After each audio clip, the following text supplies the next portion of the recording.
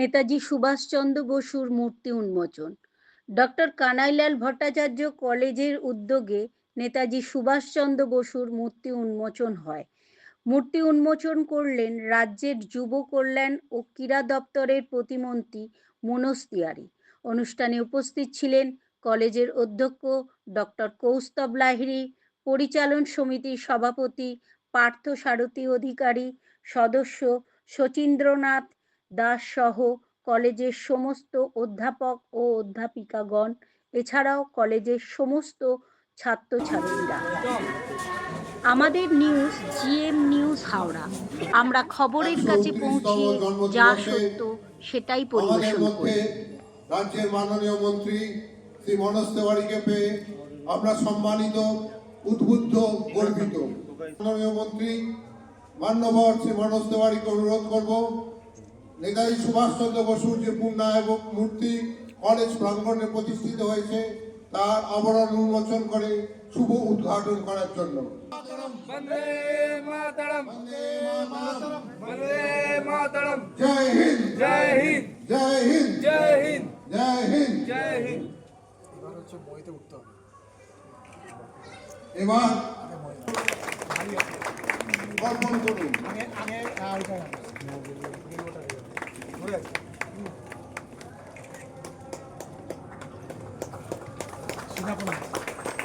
এদিকে তাকাবে দাদা।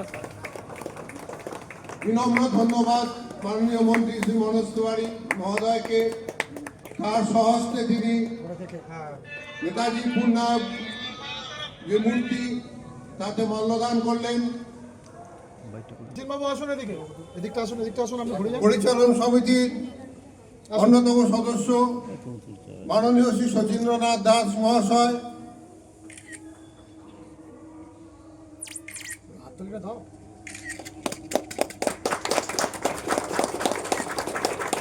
এদিকে তাকাবেন সবাই।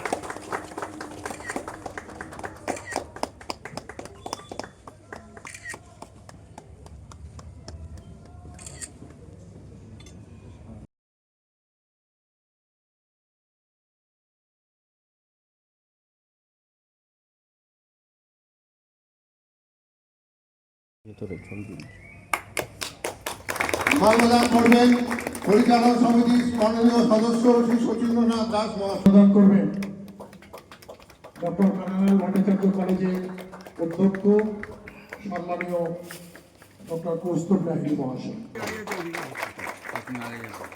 এটা দিয়ে যাবে, আমি কি মরে গিয়ে দাঁড়াবো? তুমি আগে আমি ফোন করে বলে দিই।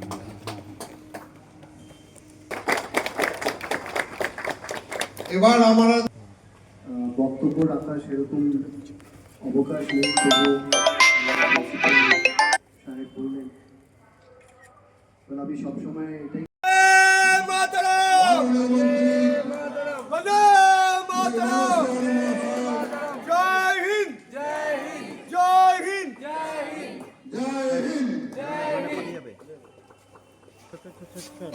নিচ্ছেন আমাদের অধ্যক্ষ মহাশয় ডক্টর কৌস্তব লাহিড়ী। আমি মাননীয় মন্ত্রী মহোদয় ধন্যবাদ। তাদের জন্য বা তাদের সামনে বলার আমি নিজেকে যোগ্য মনে করি না। But we should all not just remember him on his birth anniversary. I think it is important that each and every passing day, every student should remember all those freedom fighters who have sacrificed their lives for the freedom of our country. And one thing which I know, he used to take inspiration from, he used to look up to Swami Vivekananda's teaching. So I would request all the students to learn from their journey and apply on your life and move ahead. Thank you for inviting me.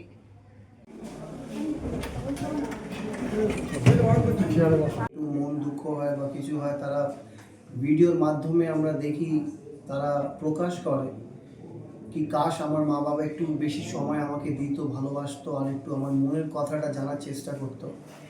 এই যে মনের কথাটা জানার বিষয়টা হচ্ছে বড় ব্যাপার। একটা ছেলের আজকালকার জীবনে অনেক চাপের সৃষ্টির মধ্যে যেতে হয়, বিভিন্ন রকমের প্রেশার থাকে।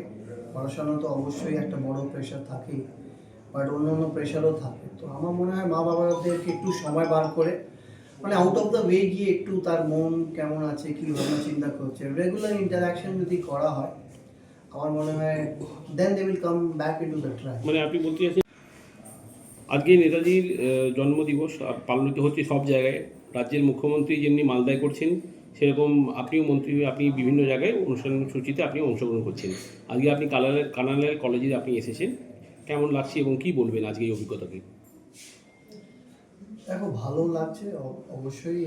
প্রথমেই কানাইলাল কলেজের প্রিন্সিপাল সহ, প্রেসিডেন্ট সহ, আমাদের টিচার্স সহ, গভর্নিং বডি মেম্বার সহ, স্টুডেন্ট স্টাফ সকলকেই ধন্যবাদ জানাবো কি আমাকে আমন্ত্রণ করেছে আজকে। আর আজকের দিনেই আজকে কানাইলাল কলেজে আমরা দেখলাম নেতাজি সুভাষচন্দ্র বোসের একটা স্ট্যাচু ইনগ্রেট করা হয়েছে। অত্যন্ত একটা ভালো স্ট্যাচু দেখলাম। স্ট্যাচুয়ে নেতাজিকে মাল্যদান করলাম, অবশ্যই ভালো লাগে। আর যেটা আমি বলছিলাম ওনাদেরকেও কি এটা যেন শুধু জন্মদিবসে বা ডেথ অ্যানিভার্সারিতে, বেশিরভাগ মানুষের এখন সাইকোলজি বলো বা হ্যাবিচুয়েটেড হয়ে গেছে কি আমরা তাদেরকে ওই দিনই বেশি করে করি, অ্যাপ্রিসিয়েট করি, রিমেম্বার করি। বাট এটাই বার্তা কি let's remember each and every day.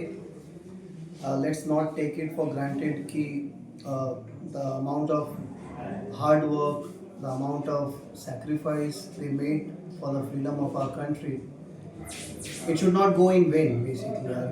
And the way he has made example out of his sacrifice, we as a young students, young generation should learn from it.